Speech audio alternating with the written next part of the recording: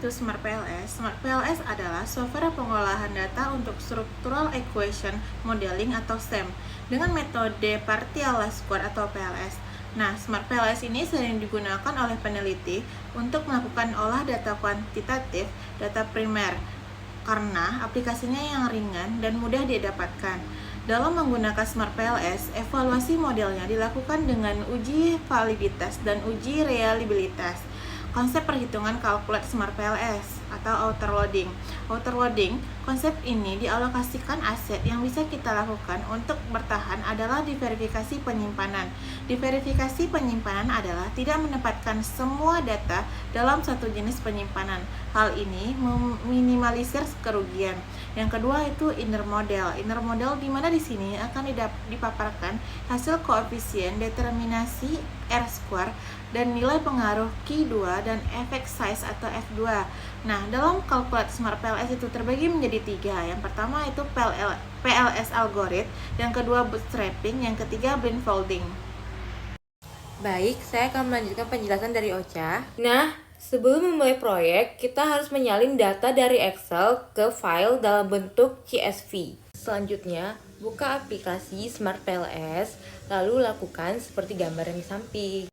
Baik semuanya, saya akan melanjutkan pembahasan dari Shafa, yaitu bisa dilihat di atas bahwa sesudah kita membuat dalam new project dan mengetik nama kita, yaitu kelompok 2, kita akan mulai dalam memasukkan data, yaitu sering disebut tabulasi data dalam bentuk Excel atau Notepad untuk mengolahnya ke dalam Smart PLS. Di sini kami memakai Notepad karena apa? Karena sampel yang digunakan sedikit, yaitu hanya 30. Jadi memakai Notepad agar dia bisa untuk di double klik. Langkah berikutnya yaitu double klik pada di atas yang sudah ada perintah double klik. Maka kita pilih tabulasi data yang berbentuk Excel, CSV atau Notepad yang telah kita gunakan tadi. Lalu ada perintah klik OK. Jadi kita klik OK. Jika muncul seperti gambar di atas, maka step yang kamu lakukan sudah benar ya. Next kita ke langkah yang berikutnya.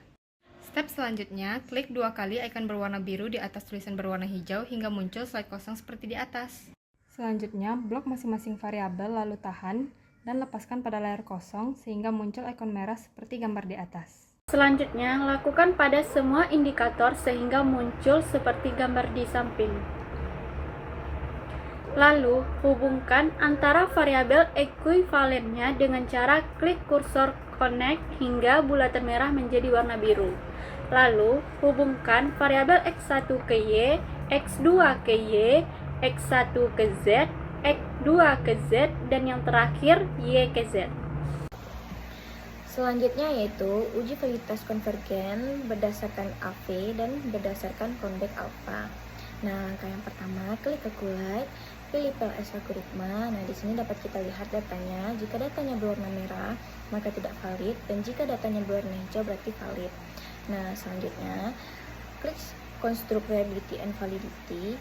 Nah, di sini dapat kita lihat uji validitas konvergen berdasarkan AV. Dapat kita lihat pada output di samping bahwa indikator X1, X2, Y dan Z valid dengan nilai AV besar dari 0,5. Sedangkan uji reliabilitas berdasarkan convex alpha besar dari 0,5 maka data valid. Dapat dilihat hanya nilai Z yang valid karena besar dari 0,5. Saya akan melanjutkan presentasi dari Cici, yaitu uji validitas diskriminanan. Dapat kita lihat pada output di atas bahwa hanya indikator variabel Z yang keluar. Untuk itu, berdasarkan uji validitas diskriminan dengan indikator Z sama dengan 0,786 besar dari 0,5, maka dapat dinyatakan bahwa indikator variabel Z itu adalah indikator yang valid. Baik, saya akan melanjutkan penjelasan tentang perhitungan inner model, yaitu PLS algorithm dan bootstrapping dan blindfolding. Nilai R dalam squad yaitu ada 0,19 sama dengan lemah, 0,33 sama dengan moderat, dan 0,67 sama dengan kuat. Berdasarkan output pada calculate PLS algoritma bagian R squared, dapat kita lihat bahwa di sini hanya indikator variabel Y dan Z saja yang keluar.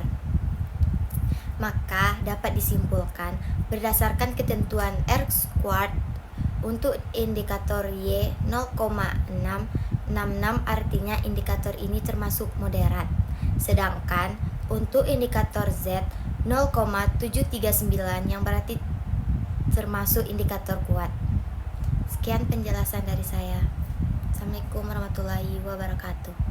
Saya akan melanjutkan presentasi dari Cici, yaitu uji validitas diskriminanan. Dapat kita lihat pada output di atas bahwa hanya indikator variabel Z yang keluar.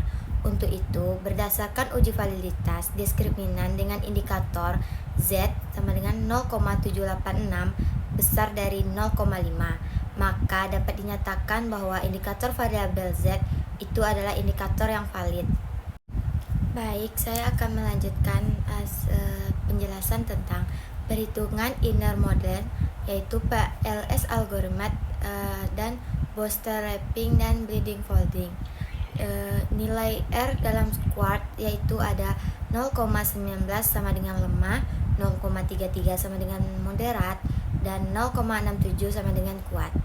Berdasarkan output pada calculate PLS algoritma bagian R squad, dapat kita lihat bahwa di sini hanya indikator variabel Y dan Z saja yang keluar. Maka dapat disimpulkan berdasarkan ketentuan R squad untuk indikator Y 0,666 artinya indikator ini termasuk moderat. Sedangkan untuk indikator Z 0,739 yang berarti termasuk indikator kuat. Sekian penjelasan dari saya. Assalamualaikum warahmatullahi wabarakatuh. Selanjutnya, pengujian pada chi-square. Berdasarkan output pada calculate blind folding bagian redundansi validasi, dapat dilihat bahwa di sini hanya indikator variabel Y dan Z saja yang dapat dinilai. Maka dapat disimpulkan berdasarkan ketentuan nilai chi-square untuk indikator Y dengan nilai 0,335 dan indikator Z dengan nilai 0,405. Artinya termasuk prediksi relevansi yang baik. Selanjutnya, pengujian pada F-square. Berdasarkan hasil output pada calculate PLS algoritma, dapat kita lihat bahwa di sini hanya indikator variabel Z saja yang tidak dapat dinilai. Maka dapat disimpulkan berdasarkan ketentuan F-square untuk nilai indikator Z ini termasuk berpengaruh kecil bahkan sangat kecil. Selanjutnya, jika nilai F lebih besar dari 5, maka semua indikator tidak mengalami masalah multikolinitas.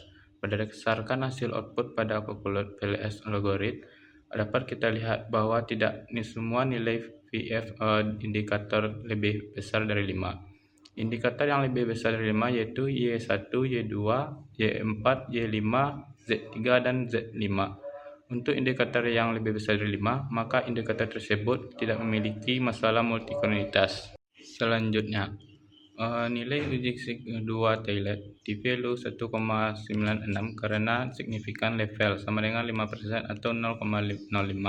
Berdasarkan hasil output pada calculate bootstrapping, dapat kita lihat bahwa di sini hanya indikator variabel X1 terhadap Y saja yang valid dinilai, sehingga dapat disimpulkan untuk indikator tersebut dinyatakan valid.